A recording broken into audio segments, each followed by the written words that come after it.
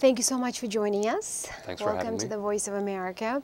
The report that was recently published discusses a very sensitive topic to not only for this government, but for the governments in the region, for Uzbekistan, for Tajikistan, for Kyrgyzstan.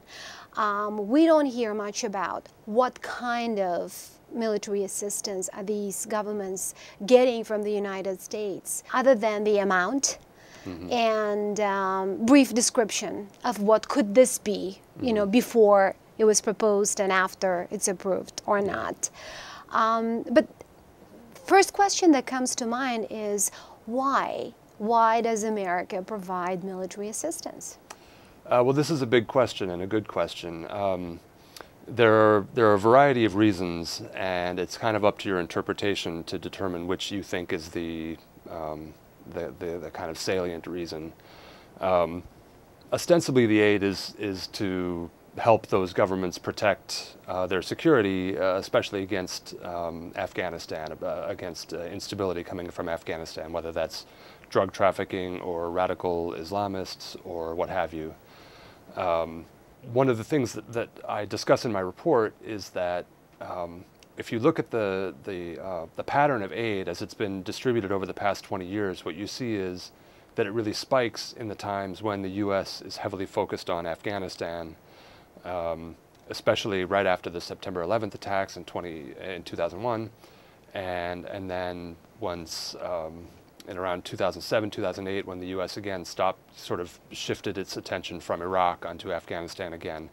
At those times, you see the military aid for the Central Asian republics, Kyrgyzstan, Tajikistan, Uzbekistan, go up quite a bit. And so that pattern indicates, and interviews with various officials both on the U.S. and Central Asian sides say that, in fact, this aid is a way of kind of buying the cooperation of those Central Asian governments with U.S. operations in Afghanistan. What do they get? Training programs, not necessarily sort of training how to fight, but training in institution reform, human rights things, and so on. That's been going on all the time, and that's things that the U.S. does with militaries all over the world. What you've seen in the last few years increase quite a bit is the sort of hard military aid, the giving of weapons and other military equipment, along with training on fighting and not training on institutional bureaucratic things. What kind of weapons? It's not heavy weapons. I mean, none of these countries are getting tanks, helicopters, airplanes, but no, light weapons, vehicles in some cases, body armor. There's a lot of help in building facilities, building training facilities, building barracks for the local security forces, and so on. You mainly focus on Uzbekistan, Tajikistan, and Kyrgyzstan. Does that mean that Kazakhstan and Turkmenistan are not really getting much military assistance? Yeah, from the United Kazakhstan States? is a different situation. It's a somewhat more advanced military, and it's more dependent. The U.S. does cooperate with Kazakhstan quite a bit, but it's a different type of cooperation, and it follows sort of a different pattern, so I don't really focus on it. Turkmenistan, it's very private about what it does. The U.S. has been doing, again, some military aid to Turkmenistan, but it's very small, very limited compared to those three countries that I focused on. How hard was it to research? A lot of this information a lot of it's not classified, but it's not well publicized, and it's very difficult to find, even for people in the government. People that I would talk to in the government whose job it is to monitor this sort of thing and to keep track of this sort of thing, find it very difficult to keep track, and there's a variety of reasons for that. Some of these programs are run by the Department of State, some of them are run by the Department of Defense. They have different reporting requirements, in terms of what they have to say. Some of them you have to report in advance what you're doing, some of them you have to report only after the fact what you've done, and none of those reports, or in many cases, those reports are not made available to the public. They're made to Congress. So in a lot of cases, it's very difficult to find this stuff. And of course, from the Central Asian side, it's basically impossible. Did you interview a lot of people in the region too? Yeah, I traveled to Kyrgyzstan, Tajikistan. I attempted to go to Uzbekistan, but I wasn't given a visa.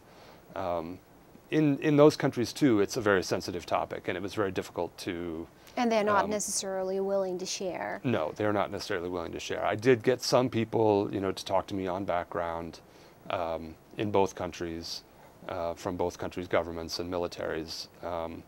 But getting official information is very hard. And when you talk to Central Asian officials, they sort of downplay the amount of military assistance that Washington gives. Right. They say, well, it's not really much. Right. We don't understand why media make it such a big deal. Right. And also, some of them say, well, if Washington isn't giving it to us, then we can go to other big powers Right. to get them. Right. We need certain things, and we Right. are asking from everybody. Right. What did you discover when you were doing your research? I guess the attitude in the region Right. toward what U.S. is giving military-wise. There's a lot of different motivations. Different countries tend to have different motivations. From the Kyrgyzstan side, they're a relatively open country in the region, and they're very poor, and so they tend to take whatever anybody will offer them. So they get military aid from Turkey, from China, from the U.S., from Russia, of course, from all over the place, and they're not so discriminating. So they will just take. With Tajikistan, they're in a somewhat more sort of sensitive geopolitical situation. President Rahman wants to balance Russian influence, and for that, U.S. military aid is helpful. But at the same time, he doesn't want to annoy Russia too badly, and so they don't like to make a big deal of it. And so there's a limit to how far President Rahman wants to go in cooperation with the U.S. For Uzbekistan, it seems more explicitly a desire to balance Russia's influence. President Karimov is very suspicious, very mistrustful of Russia. And as you saw, for example, they just dropped out of the CSTO officially, really showing that they want nothing to do with the kind of security structures that Russia is setting up in the region. But they need some backup for that. And so getting aid from the U.S. is kind of an explicit message to Moscow. We have other people on our side. As to why it's not publicized very well, or why the Central Asian governments downplay it. I think, and I asked this a lot, and a lot of people commented on this in the region, that everybody talks about Russian aid and nobody talks about American aid. I think part of that is especially in the military, there's a lot of, it's a very Soviet legacy. They're very Soviet legacy institutions, and the people are still, taught in Russian military academies, and the militaries are still very sort of Russian Soviet oriented, and so there's a lack of trust in the militaries toward the U.S. in a lot of cases, and also a bit of ego. Yes, in cases people don't want to take handouts, for example. But in general, I think it was commented on by a lot of people that if Russia gives something, then it's on the news for a week. If the U.S. gives something, you barely hear about it.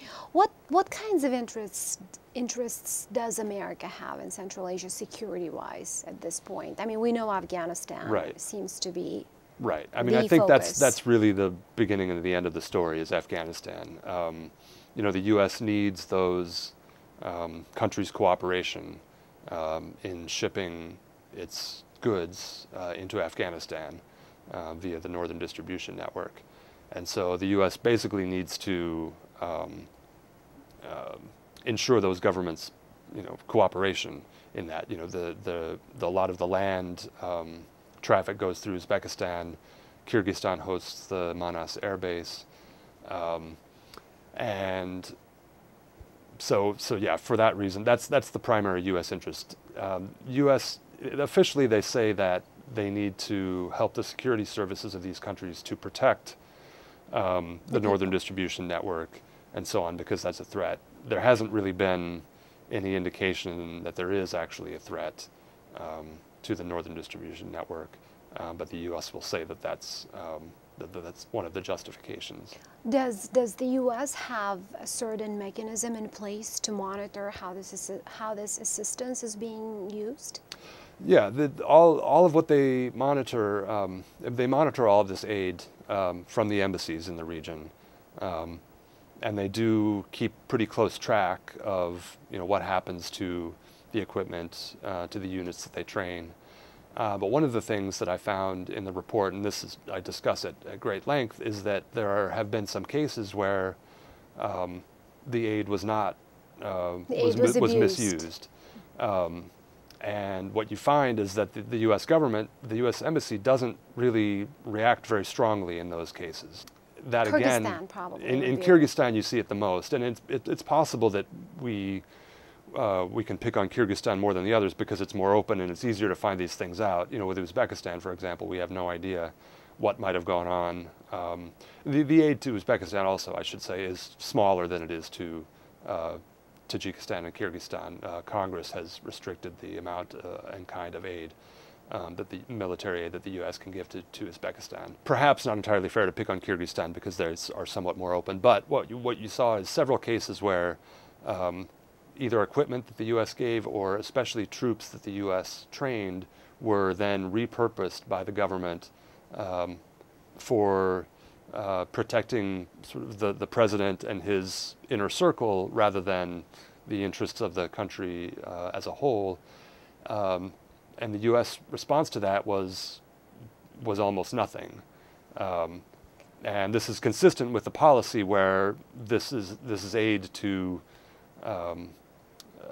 ensure the cooperation of these governments with the U.S.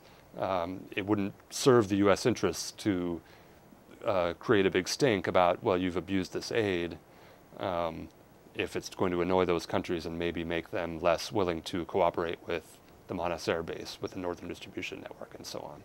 Well, this brings us to a bigger question of what are Central Asians getting from this assistance? The U.S.'s intention, of course, is to give this aid to protect the country as a whole, and what they do, and they do include an emphasis on, respecting civilian control over the military, respecting, civilian human rights, and so on. They include that in all of this training. To what extent that sinks in is not clear. But there have been a number of cases when you see the equipment or the training that the U.S. has given used in ways that the U.S. doesn't like and possibly would be used to prop up governments rather than countries.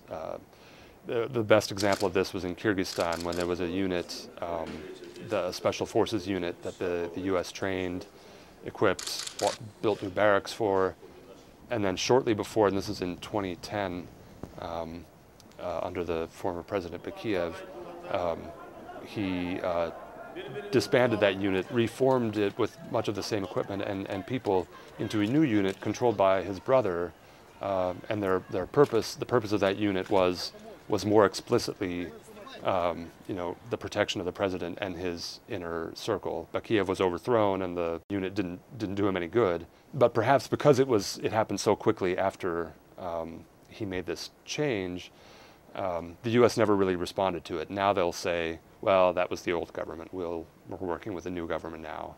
You have 5 clear recommendations to the U.S. I think the important thing is to just examine more clearly what is the interests of the governments in taking this aid. I think one of the big problems is, like I said, the aid is intended to ensure the cooperation of these governments. I don't want to use the word "by," but that's but that's basically what's going on, by the cooperation of these governments. But the U.S. can't say that, and I think that it would be useful to separate these two things: the need to buy the cooperation of these governments for Afghanistan, and the giving of military aid. I think that because it's the Pentagon doing both things, the Pentagon says, well, what can we give them? We can give them military aid and training and so on. That's not necessarily what the countries want, and it's not necessarily doing them as much good as perhaps other forms of assistance would. So I recommend that. Like I said, the information isn't classified, but it's not collected in one place where you could easily see, okay, this is what we gave this year, this is what we gave the year before. That would be a really simple measure that the U.S. government could do to make a discussion about this issue much more educated and informed. Make it transparent. Right, right. And you also say delink military aid from the need to pay. Right. You were just explaining this. What if the government say, well, we don't want any other aid, we want this? I mean, obviously there is a negotiating process where both sides have to really be on the same ground. Of course. And for example, we know that the Uzbek government does not want exchange programs. Right. They're not really interested in having more American NGOs on the ground doing the work that U.S. would like to do in Uzbekistan. Right. How do you deal when they're putting forward certain demands? Right. Obviously, we don't know what goes on in the negotiations behind closed doors between U.S. officials and Uzbekistan officials, of course. But it's also important to note in this context that the U.S. is paying a lot of money to Uzbekistan. This is something I don't address in the report. It's not military aid strictly, but the U.S. pays a lot of money to contractors shipping their goods from Europe into Afghanistan. A lot of those are local shipping companies, and of course, a lot of those shipping companies we assume are closely connected to people in the government of Uzbekistan. Unfortunately, the U.S. government has classified that information, of all things, to classify that information about the subcontracts and the subcontracts about who is actually getting paid to ship this equipment into Well, we Afghanistan. saw the same thing, if you remember, when it came to Manas, the fuel contracts. Right. In the beginning, it was, and it took a lot of work by a lot of people here and in Kyrgyzstan to get that declassified and out in the open. That hasn't happened yet with the Northern Distribution Network, but it's safe to assume that they're already getting quite a bit of money, and that the military aid is kind of inconsequential money-wise when you compare it to that amount of money. What Uzbekistan wants is a public show from the U.S., something concrete to show that the U.S. is on our side. And, some creative thinking could perhaps come up with ways in which the U.S. could show the world that, okay, we support Uzbekistan. We don't, we're not going to arm their internal security forces. Maybe we don't agree with everything that they do inside their country, but we appreciate their support on this, and, diplomats can surely work out a solution on how to better do that. Arms sales, do we include them into military aid? Are they considered a part of military aid? In Central Asia, the governments, they don't have enough money to buy anything from the U.S. Their budgets are very small, with the exception of Kazakhstan. And Kazakhstan has started buying Western, I'm not sure about, off the top of my head, U.S. equipment, but they've bought European, Israeli, Turkish, other Western, top quality equipment. But only Kazakhstan has that money. None of the other countries have enough money to buy U.S. equipment, so they have to, take it as aid. How much of a regional threat is Afghanistan today? Nobody knows. And this was one of the questions that I tried to examine in the report, and it's really impossible to say. There really hasn't been very much instability in the region since the war in Afghanistan started in 2001, with the exception of Kyrgyzstan, where obviously those are things entirely unrelated. You've seen in Tajikistan a couple of cases over the last 2 years where there were big uprisings and fighting, incidents of fighting, which the government tried to blame on the militants. On the militants coming from Afghanistan. What I think most observers understand to be the case is actually that the connection with Afghanistan is not very strong. What this actually is are, local leaders, warlords, whatever you want to call them, getting disillusioned with the central government and taking up arms against the central government. Tajikistan always says that this is a problem coming from Afghanistan, and I think U.S. officials know better, but it's a convenient fiction in a way for to get funding for these sorts of military aid programs. That if we can say, well, this is coming from Afghanistan, so we owe it to them to help fight this instability. What is clear is that the governments tend to exaggerate that threat for a foreign audience, and use it to get money and sympathy, and to get the international community to criticize them less strongly when they crack down on internal opponents. How does the future look? I mean, obviously, we will see what happens on November 6th here with the presidential election. Right. Do you think that the focus on Afghanistan will remain on the same level? No, I think that it's clear that everybody wants to get out of Afghanistan. Both major presidential candidates. I think there's not much of a stomach anymore in the U.S. for keeping on there. So what's the big question for Central Asia is, what does that mean for Central Asia and Central Asia's relations with the U.S. after the U.S. leaves Afghanistan? Because at that point, the number one interest that we have in the region is going to not really exist anymore. My prediction is that you're going to see a lot less U.S. attention on the region, a lot less aid. And this is just following the pattern of the last few years. You see when there's less attention on Afghanistan, going up and down, there's less attention on Central Asia. And so it makes sense to expect that to happen after 2014.